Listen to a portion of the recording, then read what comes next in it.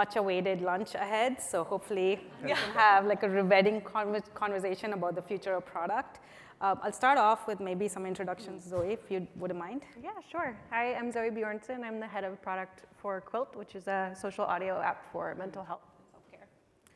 I'm Daniel Yannicka. I'm the director of product at The Zebra, which is the largest auto and home insurance comparison website in the US.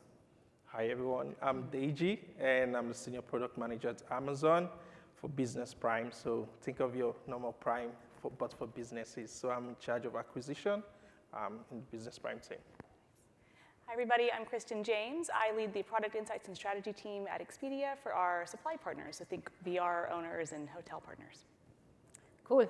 So we all got to actually chat earlier last week. And one of the things that was really common amongst all of us is with the pandemic, things completely changed, right? In terms of volume, user acquisition, all of that. So I'd kind of like to turn that over as a first starting question in terms of how did you all manage that quick turnaround?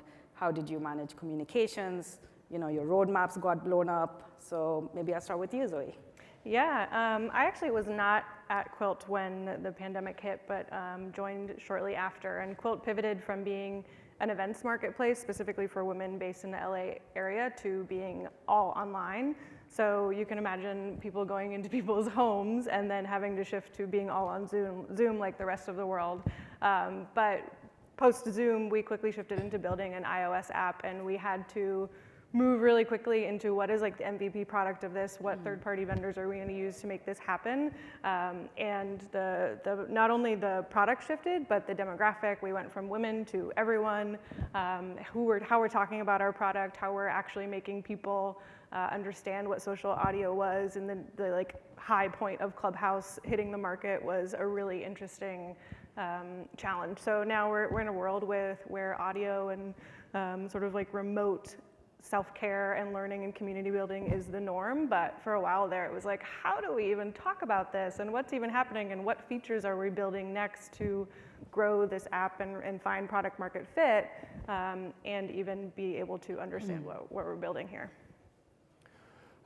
Honestly, I think it was just more just getting on with it. Everyone went through it. Like, there was no solution, there was no like easy path, like there was no like, wow, here's a simple formula, let's just jump over. Like, we fucked up so many times, and you go again, and you fuck up again, and you go again, and still fucking up to this day. But the thing is that you always just give your team and, you know, the communication, the time, the space, the ability to actually think and adapt on themselves rather than like being prescriptive. And like, it wasn't an easy thing, but at the same time, like, if it was easy, like, well, if it was easy, I wouldn't be in product management. Like, you should be pretty used to not dealing with easy shit. So, yeah, that's kind of like my approach to that. Yeah. Sorry. That was very funny. Yeah. On my own end, I think I kind of found it a little bit easier because prior joining Amazon, I owned a startup back in Africa, and I had a very intelligent product manager that I hired, and one thing she did was she set up an automation where she sends her roadmap. It goes off automatically. Everybody gets it in their email every Monday mornings, and it's kind of scary. And what I just did was I just stole from her when I joined Amazon, and I built that same thing, but I did my own every Sunday night. So every Sunday night, my automation emails goes out to everyone, say, hey, look, your status is green, your status is red. Everyone hated me at first. Why am I like bugging them? But I mean, with pandemic and you can't see people really, you can't meet face to face. I discovered that at the beginning it was not good, it was stressful, but at the end it paid because everyone knew what they were supposed to help me with the next week. And yeah, it's really helping. Well, who here had a trip canceled when the pandemic started? Yeah, okay, so you can imagine how our roadmaps blew up, right, after that. So Yeah, on my end, I distinctly remember the day that everything changed. We had these great plans in place for marketplace redesign, and it was all of this pie in the sky, and it immediately became, how do we solve traveler needs right now? How do we pivot to change what they need to travel safely? And so, yeah, you have your daily stand-ups, but we had daily stand-ups with leadership because things were changing every single day across geographies, and so it really just went from kind of long-term planning to, in that moment, how do we address our traveler needs? Yeah, so kind of along the lines of actually Upasana's great talk earlier, like how has the kind of the communication, your tools, and how you work changed with this new future of work that is here to stay? Kristen? Yeah, that's a good question. So I think in terms of how things have changed for us with the tools that we use, because of the move to remote work, we've been able to work more globally with our product teams and our engineering teams. And so we've really moved everything to Slack or Zoom, of course, but I think we're doing a lot more decision making on Slack, which I don't know if that's a good thing or not. We've also moved to using Trello for remote collaboration across teams, so that work that we used to do in person on a whiteboard is now moved to Trello. Cool. Love to turn it, I think you were talking about linear, right? Would love to hear a little bit more about linear and how you're using it. Yeah, definitely. So one of the big, more themes of the shift in the last couple of years has just been people care a lot more about what they're doing at work and with work and how they're working, and mindfulness is bigger than it ever was. Self-care matters, and that's not only the kind of like industry and space that Quilt is in, but the people that we hire care about that. So they care about the time they spend on their computers and what tools we're using and if they actually work. And we came to a point about a month ago where all of our engineers were like, Jira sucks. And I agree with them. I'm sorry if anyone works for Jira or Atlassian. You've done amazing things, but I personally don't love it. And so we started looking into other tools, and we came across Linear, which is another issue tracking tool. Very simple. It kind of reminds me of Figma, maybe 3 or 4 years ago when it was sexy and new and cool. And they have a POV on how to build software. And Jira, you can do just about anything in the world, which is wonderful but terrifying all at the same time. And so we shifted to using Linear in less than a week, where, mind you, we're a team of 4 engineers, myself and a designer, so we can be quite agile in that regard. But it's made things a lot easier because we go into the tool every single day, I'm creating issues, et cetera, and it's not a pain in the ass. And that just makes you feel a little bit better. And so there's these little things that you can do to change the way you work that help your team be more effective, happier, stay longer, your product is better, your users are happier, et cetera, that I think actually make a big difference. And there was kind of a status quo for a while that we're nudging out of, which I think is really great. Is anyone else using kind of game-changing tools other than Slack and Jira? No, I think though it kind of raises an issue though, which is in the realm of remote work, no one likes ambiguity anymore. So we try to over-processize and tool absolutely everything. You have 4 billion different handoffs just to create a PRD, and my cat's mum's dog's sister's brother has to know exactly what I'm fucking working about. And we don't need this. It sounds bad, but I think going to this whole remote first is fantastic. We're far more aware of our mental health, which is fantastic. But on the other hand, we've tried to processize absolutely everything. So rather than actually just focusing on what we need to do, it now becomes about determining how much and how valuable we are to a company through what process we've implemented. What do we actually what can we point to and say, well, this affects hundreds of people, haha. And you're no, you're just a bit of a prick for making everyone do this. And I think that's the issue we have to really focus on, which is just how do you not replicate the real world, but how do you at least allow people to still operate with some normalcy rather than being bogged down in just a new world order of just instead of getting your ear yapped off by Karen at the water cooler, now you have to submit 20 different Jira tickets. How do you basically come to a good balance between those two? So, has there anyone else kind of encountered that or found a remedy for it? it's kind of different. Coming from a startup world to an enterprise environment like Amazon, I mean, as a business owner, I love Jira because it makes my it makes my people produce, right? But when I found myself as a product manager, I thought maybe that wasn't the right thing I should have done, right? In Amazon, we have like quarterly reviews, we have roadmap prioritizations that we do maybe every quarterly, and that looked more effective than the Jira process. We have internal tools. We don't use Jira, and I don't like using Slack. I don't like it at all. But I think the having a company-focused, like a process, I think it fits into the culture and helps everyone. When I came in, it was a little bit difficult, but I think I'm doing good. Yeah.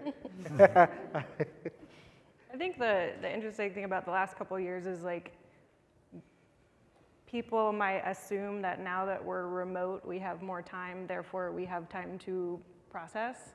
And we were speaking about this the other day. I feel like in the pandemic, I've actually become better at my job and I enjoy my job a lot more because I have the time and space to do more creative work in the realm of product, and it's a lot less. I mean, I have been in roles where my title is product manager, but I'm much more of a project manager, and I think most people in this room will agree that there's a difference, and neither one is good or bad or better than the other, but there is a strong difference, and if you're wanting to be more of that like creative, actually creating something world, you don't want to spend your time doing processes and filling out documents. And yes, we have to repeat everything we say, which is a constant learning. I'm relearning, but it doesn't mean we have to create 7 documents that say the same exact thing.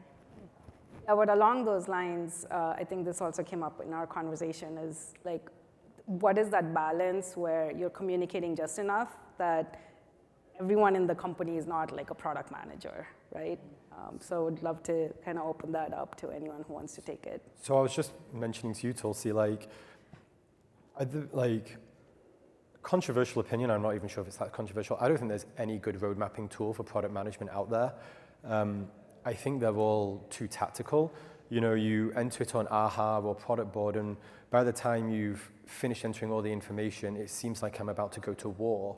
Like, I have so much tactical information in there, it's absolutely insane. And it's because I think, again, maybe the shift was coming before remote work, but especially in remote work, people want to know, or people seem to think that they have the right to know about absolutely everything at every single level that you're working upon. And that is absolutely not the case. Like, I don't need to know what the CFO is working on a day-to-day basis. I don't need to know what the chief of sales is doing or what not. But with product, people seem to have this entitlement that they seem to have not just to know, but they seem to get a larger than probably proportionate say in what you're doing. And so you create these tools, these processes that give all of this information, which just then creates even more problem. And that's why, as one of my colleagues is here today, she knows like our roadmap is in Google Sheets and it has about 4 columns. And if you don't like that information, reach out to someone and talk to them about it. We don't need to write it out into 20 different lines of bullet points. We need to articulate the high level things, which is like, what's the problem? Why are we working on this? What's the impact and what's the priority? And then I think that's where this kind of delta comes between the rest of the org and product, and where a lot of the pain for product comes, which is when people are like, well, I need to know the context. Who did you talk to? Why did you talk to them? Like, why have you prioritized this over this? And honestly, I just want to tell them to fuck off. That should go into all of our vocabulary, for sure. Anyone else? We've certainly had product by group design in the past, and I think what I've noticed lately and what we've been trying to do with my team is lead with the data and why you made the decisions that you did in a stakeholder review, because then it kind of eliminates a lot of those questions. Everybody thinks that their idea is super unique, and a lot of times it's not, right? The question that they might have, you've probably already thought through, and so kind of preceding the conversation with some of those answers to the questions that they might have and some of the things that they might pick at your strategy around can help answer the questions up front, and then you reduce the feedback at the end when you're kind of trying to just get a decision made. Can we move forward? Cool. Yeah. What about, like, I guess, advice when you don't have enough data? Anyone? Go get data? I don't know. Sparse data. Not enough users. I think that's when you have to be a product manager. You're not always going to have everything at your fingertips. If not, you don't need product management. You know, use your sensibility, use your experience of being in the industry, of being in business, of understanding.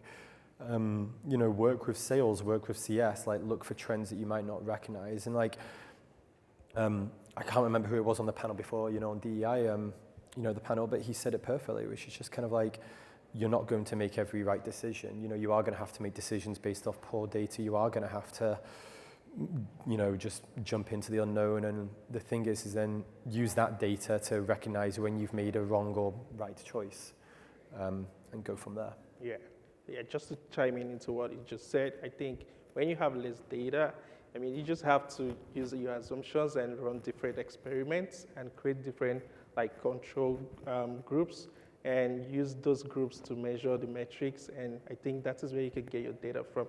I mean, it's just as simple as that. Over where I work with lots of people.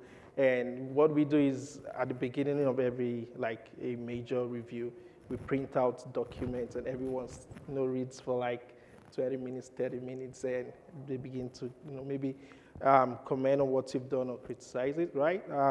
I think what has worked for me was I just said, the beginning of the document, I say, I don't have data in this for this product I'm going to build, but this is what I'm going to do. I'm going to create different control group. I'm going to say 20% of my customers are going to see this, 30% are going to see this, and after 2 weeks, I'm going to come back with that data and prioritize. So.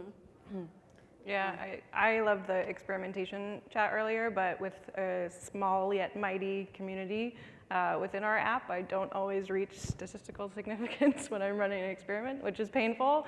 But I also think it helps remind us that the people on the other side of your product are not robots. And they maybe clicked the wrong button or did the wrong thing, and that gave you the data. And I've launched so many like surveys or experiments, and as a user of the Quilt app, I'll launch it and then I will experience it, and I'll be like, oh, that's a shitty one. Like that is not what I had in my mind when I was like being a product manager and launching something that I thought was a good idea. And I think you kind of just have to come back to what is the goal, what are you trying to answer, what are you hoping to learn from this, also while remembering that these people are people and they have feelings and emotions and they change constantly. And I think we talked about this in our catch-up, but something that we've shifted, and we did not invent this, but instead of saying that they're users, because it's a term that comes from addiction and like this unhealthy, toxic relationship with a thing. We call them quilters because it's a community, or members, or other apps and products will name them differently, and it helps you kind of personalize the person on the other end of the screen rather than just thinking them as another data point, which can be, I mean, deathly. If you think of the social dilemma and you think of how social media's impact on young women nowadays, it's like I think we need to do a better job of like, yes, being data driven, but in my mind, a great product manager has the perfect mix of data and intuition. I will say with planning for the unknown, right? When you do have to move quickly in the face of a pandemic or whatever it might be next, as you guys are saying, going and getting the data might not be feasible. What worked really well for us was having, we have a customer advisory board across lots of our different lines of business, but I also have a set of customers who I can just call up on any afternoon and get their feedback and gut check something with them. And so I can't stress enough how important it is to establish relationships with 1 to 5 customers, partners, whatever you choose to call them, and really just have that relationship where you can go and gut check something before it goes live if you do need to move quickly, if you're adapting.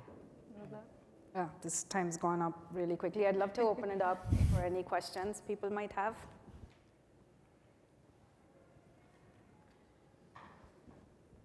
I have more. We were that good. We can give Yeah, more I know. We controversial answered all the opinions. questions, no questions. Yeah, I would love to kind of, while we wait for people to ask a question, Looks like we have. what Do we? Okay. Got one. Yeah, hi. Chris Horn, product manager at Keller Williams. Appreciated the talk.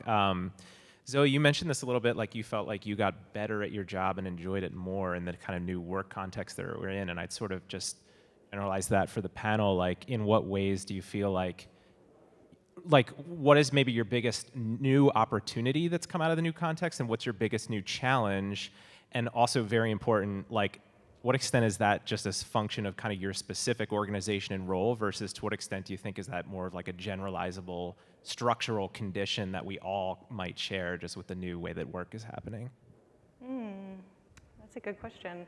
I think the biggest challenge, and we touched on this a little bit, but my favorite part about being in product is talking to people and understanding what their problems are. The like secret wannabe psychologist comes out in me, and it's wonderful to talk to people, but then everyone all of a sudden thinks that they're a product manager and they have ideas and solutions, and they can fix all the problems, whether they've used your product for 1 day or 2 years or 5 years. And so while that kind of breeds a lot of creativity for me as a product person and talking to people and understanding their problems so that we can create solutions, it's also tricky to navigate because it's a little bit of also playing an expectation game of everyone you talk to, whether they're on the team, whether it's an advisor or an investor in our case, or part of our community. They think that because they have been heard, what will happen will happen. So the managing expectations, even though it's a lot more accessible to hear and understand people, has been tricky in today's world because you're a Zoom call away. Yeah, one of the challenges, pretty much picking up on that, I think is also just expectation setting with product management is to the wider org. You see it as well in a lot of like young, hip scallywags of today, where you see like undergrad students wanting to be product managers, and absolutely fine, but I think that kind of causes a few issues, which is people seem to think that product managers have all of this power, that they are like God. And trust me, my girlfriend tells me repeatedly I'm distinctly not. And it's just this weird notion then that people seem to think that if you're in product management, you can do anything and everything you want. And especially in this remote world where now you don't even really have the safety of your like fellow product managers. You're now just one Zoom call away in what can I describe as a small cupboard that I work in, where people can just say, why are you not doing this? And to kind of manage that expectation of just like, look, like you're one person out of an organization of 400 people. I have 399 other people who have their thoughts and ideas, which I have to prioritize. And to actually be able to get that balance isn't easy, and not to be able to get that balance in a remote world is even harder as well because you lose safety. On the flip side of that though, there have often been times when I've just literally exited Zoom and shut down Slack, and then you can't get in touch with me. And so in that regard, it's made it kind of easier, where you can actually just really take some real time just to sit down, focus, knock it out. And then like, at the end of the day, for product management, my philosophy is just like, I don't care if you work 1 hour a week as long as you're nailing it, or if you weirdly have to work 100 hours a week, you're clearly not nailing it, but it's down to you, whatever you're comfortable with. And I think that's what I kind of love about the remote aspect, which is there's far more, to a degree, there's far more trust, and depending which company, in the employees to just like go and execute. And as long as you don't discredit that trust or lose that trust, you know, the remote world is there for as your oyster, so to speak. Maybe we have time for one more question. So one of the things in the remote world that I miss from being in person is like walk down the hall, grab the person, stand at the whiteboard and say, okay, let's, what do you guys do to solve the collaboration gap or whatever, what tools, processes, whatever that you employ? I think we're still working to solve it. I still have a hard time even getting my team to know that that's okay. I think because we're highly visual people, seeing someone means they're accessible, but a little green dot is a little bit harder to understand. We've hacked it using tools like Miro or Figma's like FigJam, I think it's called. I think the huddle feature on Slack is a little wonky from a UX perspective, but like it's really great otherwise. And you can just pop on and have a conversation. I mean, we're an audio social network, so the whole team way prefers audio conversations, compared to being on a screen and then you can see when someone's not looking. So we kind of hack it together with those tools. But I think it's not so much the tools you use, but the common knowledge that what is our version of tapping someone on the shoulder? And I think normalizing what that is has been tough for us, and we're still figuring it out. Yeah, I think there's no exact answer to that, right? There is no 100%, this is how you do it. I think you have to be sensitive to the type of team you're working with. From my end, I work with engineers a lot. I also work with marketing, I work with customer advisors, and I try to look at what that team really wants, right? I mean, some team, like my marketing team they don't like meeting me. But I understand that my engineers like meeting me because I have an engineering background. I enjoy the meet. So I think just being sensitive and know, oh, this team, this is what they want. And at the end of the day, what I just do is we have an internal tool called Clip. I just take everyone's ideas of everything everyone has said. I put it on the group, and next thing I get notifications, hey, I didn't say that. This one says, hey, I did say that. And we all come together on that one document, and we make comments, and at the end of the day, we have a perfect maybe feature or roadmap. I mentioned. Want to take us home? Sure, happy to. Yeah, I mentioned Trello earlier, and we do use Trello. I think a big challenge with working across regions is that you're going to have different time zones, and not everybody can collaborate at the same time, right? And so Trello allows us to ensure that we have kind of a final source of truth, whether it's on feedback or ideation, and we have basically a Trello board for each of our working projects. I think other collaboration I've seen recently is like people are hand drawing things, like going back to the basics, because like FigJam, anything like that, it can be too complex when you're trying to move quickly. And so going back to what we used to do, and then having a Slack call to show it or talk through it, maybe brings us back to where we used to be a little bit. Yeah, cool. Any last final thoughts before we close out for lunch? Future of product, where do you think it's going? One tool, product, or technique that's going to change in our future? Ooh. Fuck. I stumped Daniel. That never happens. Amazing. Future of product, I think, is at a real crossroads in the sense of we're either going to be liberated and we're going to, you can see it with products being pushed to boundaries that people never saw, or we're either going to become bogged down in processes by imbeciles who are entitled, who seem to think that they're power maniacs. I don't think there's going to be an in-between. I hope to God we're empowered, but you kind of start to see it, and you worry. I worry for it, like the over-processization, the over kind of like emphasis on just ticking a box. The people who seem to think that product is a powerful kind of like all-being org. And then you also see the other side where, when you see the actual impact that product has, and look at the change that we've had, let alone in the pandemic, but look at if you go back to 2010, look at products from then to now, and like they're unrecognizable. So I think we're really on the precipice of just kind of crap or champagne. That's where I moderated my language. Yeah, exactly. Anyone else? Just a final thought on that. I think we also, the future of product, I think it should also be centered. I mean, all of us know, but I think we should do more when we try to think from a customer perspective, like it's trying to make sure that your roadmap, you're trying to build your prioritization.